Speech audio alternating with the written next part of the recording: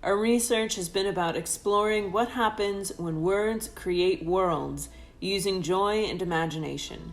We've been exploring different ways of imagining alternate worlds that are built from personal experiences of Faroesht and that center Faroesht as the core value.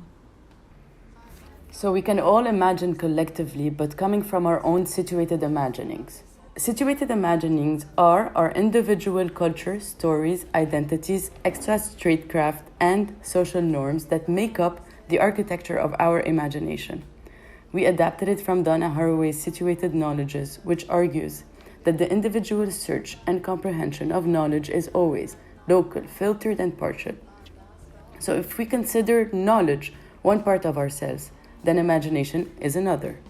We believe that situated imaginings are also local, filtered, and partial.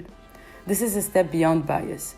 If we imagine your situated imagining as a scaffolding, bias is one stone of the foundation. For example, for me, it would be difficult to imagine a liberated and free Lebanon without using Western strategies, because obviously a revolution or a protest is not working. One of the examples of my own situated imaginings is the concept of national freedom that I've inherited from my parents who fought for Poland in the 90s against the foreign occupation. And I have difficulty imagining outside of this binary definition, occupied or not, even though I respect why my parents and their parents see it that way.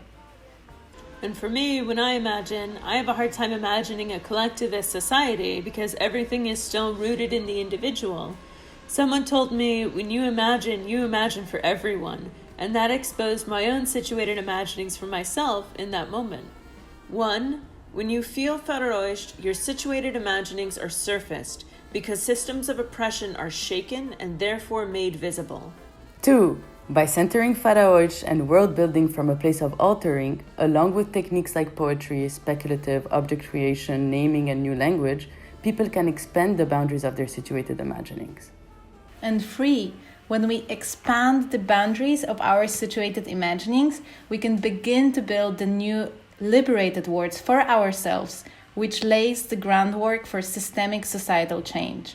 It's not about building one word that is answer to everything, it's about pluriverse of words that coexist. We're going to share how we formed a praxis of Faroesht by talking about one of the workshops we conducted, called Imagining Alam Badil. In March-April 2021, we did a series of workshops with the group of negligence refugees from Lebanon.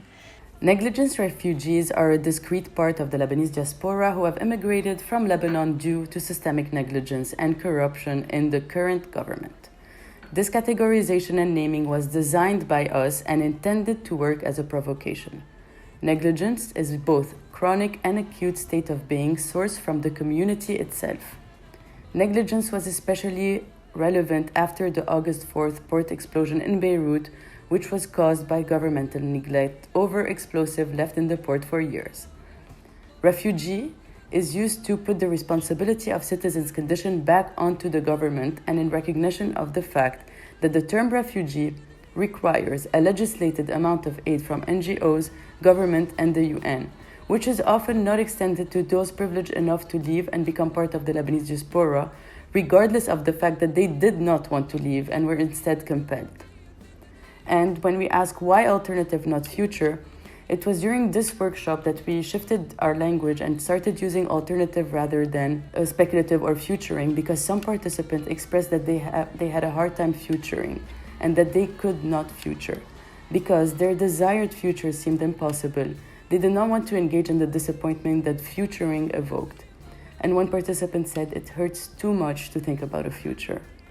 And that's why we structured everything around the alternative, Alam Badil. We gave them time and space to be together and to invent 6 speculative objects and give these objects 6 new names. We have the Zahte pod. It's a soap pod that lets people slide in and slide out. Sliding in the people that the country needs, like tourists, and sliding out the corrupt politicians. Then we have the Independence Chainsaw, or Minshar al-Istiqlal. It's a chainsaw that will cut Lebanon out of its neighboring country, transforming Lebanon into Le Bahamas. We have the USB-D. USB, Dawle. Dawle means government. It's a USB that holds the truth about Lebanon's common history. No one knows how it's written, who wrote it. It's just there and it's inserted into each citizen's mind. The shoe Hello. A magic shoe that anyone can wear. It has the power to make you feel as if you're in someone else's shoes and understand their experiences and be empathetic. Shoe Hello, also in Arabic, means how nice. Shoe and shoe are pronounced similarly, creating a pun. Then we have Beirut. It's a public space and museum that holds all of the memories of the people, and it expands with each personal memory. It's a looping space that grows with each memory shared.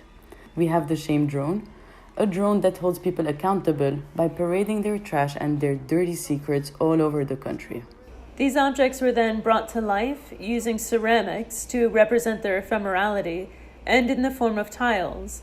The tile is a core pillar of modern architecture in Lebanon since the 19th century. We chose to use the Blat tile as a way to bridge current-day Lebanon with the imagined alternative Lebanon that Negligence refugees co-imagined.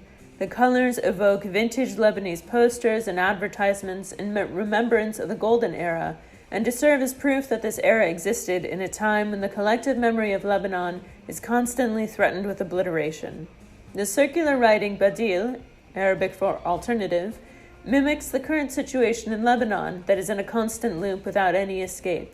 Badil surrounds a stylized Arabic which means or. Participants were challenged to think of an alternative to current-day obstacles, struggles, and depression. In the second part of the workshop, participants were asked to select few of them and make a floor out of them, a pattern that tells a story of how these objects connect, intersect in their alternative. And as they shared, we saw how they challenged their original intentions for these objects and proposed an alternative use of them. You know, I think we felt that every time we want a solution, it's like we take the chainsaw and detach us from them, whereby they should be the ones detached. And it's not always us who needs to leave and always to be cut out and always to be, خلاص, we use the chainsaw in a different way and cut them out. هني. This change of intention indicated an important shift in their situated imaginings, breaking through their constrained contexts. Participants decided that instead of citizens having to leave their home countries in times of difficulty, now the corrupt politicians should be the ones who are cast out of society. Why does this matter?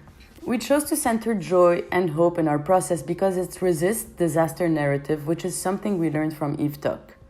Disaster narrative and research are narratives that intend to document people's pain and brokenness without considering their long-term repercussions of thinking that way and without considering what it does to someone's capability to imagine. It was important for us to center the process in Faraoish, since Lebanese are very humorous, funny, and full of joy. Joy and laughter are the basis of their coping mechanism. The Imagining Alam Badil workshop revealed that imagining through the joyful alternative allowed participants to escape the loop of the present that Lebanon is now trapped in, and therefore create concrete utopias. I would be sad that it's only in an imaginative world that actually an alternative Lebanon could exist. So what I try to do since last time, by the way, I try to use all of these objects, like utopic objects or imaginative objects, as metaphors. So let's say you cut them out with the chainsaw, so actually you vote them out, which is a possibility. Let's say you want the USB for common history, you just have to write a history book and then we're fine. So it's important for us to notice that Faraoish is not a solution, it's an option. Faraoish is creating spaces to imagine an alternative in order to break away from the traditional and westernized way of thinking about change. What our workshops demonstrated is that the experience of imagining from a place of Faraoish allowed for liberatory, joyful realities, strategies, and tactics for those who are already living, working, and striving in a place of an alternative. And I don't know if we can frame it better than one of our participants who said, only thing that works in Lebanon is an alternative Lebanon that is not recognized, that is not institutionalized, and doesn't have the power to take power. Over the course of our research and workshops, we designed the following 4 design principles. First, that we have to center co-design and the importance of participants leading the process. Secondly, we only work with people with whom we're in active community, and our work was done in solidarity with each other and the people we work with. And thirdly, we must create concrete utopias defined by Jose Esteban Munoz, relational to historically situated struggles, a collectivity that is actualized or potential. Concrete utopias can also be daydream-like, but they are the hopes of a collective, an emergent group, or even the solitary oddball who's the one who dreams for many. And our last design principle is that we engage in a serious play. Faraoj creates space where people can speak of abundance, joy, and liberation. This is work that is already happening. Faraoj gives a name to what is already there and gives it room to grow.